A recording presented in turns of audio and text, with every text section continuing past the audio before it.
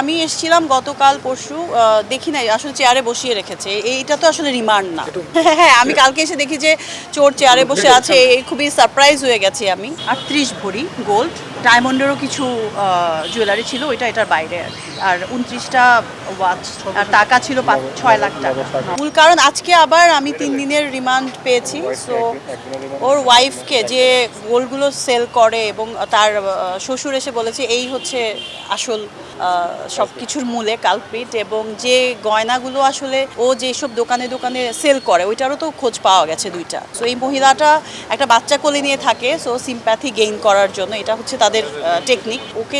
ওকে একদিনের দিয়েছে। সো ও রিমান্ডটা আসলে প্রপারলি করলে একদিনই যথেষ্ট, 2 দিন চলে গেছে, আরও 3 দিন দিয়েছে। সো এইটা আমি বললাম না, খুব আসলে শক্তভাবে ধরতে হবে। হ্যাঁ, আমি কালকে এসে দেখি যে চোর চেয়ারে বসে আছে, খুবই সারপ্রাইজ হয়ে গেছি আমি। এখন হয়তো বা থানায় অনেক মামলা থাকে, খেয়াল করে না।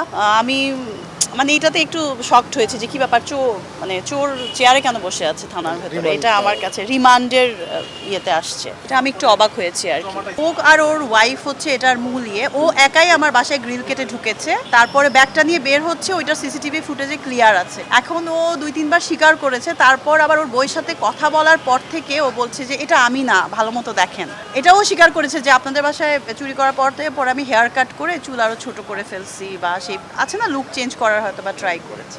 আমি তো ট্রমাটাইজ প্রচুর, এর মধ্যেও তো আসলে লাইফে চলতে হয়, কিভাবে কি চলছি, কি খাচ্ছি, কি বলছি, আমার আসলে এখন ওইভাবে আমি ক্লিয়ার করে বুঝতে পারছি না। কিন্তু এক্স্যাক্টলি যে ঘটনা হয়েছে ওইটা আমার মনে হয়েছে যে আমি সবার সাথে এটা শেয়ার করি। আর আমার মার জন্য সবাই দোয়া করবেন। সে মারাত্মকভাবে আসলে অসুস্থ, হজ করে এসেই এই ঘটনা শুনে, এবং হজেও তো একটা ধকল গেছে।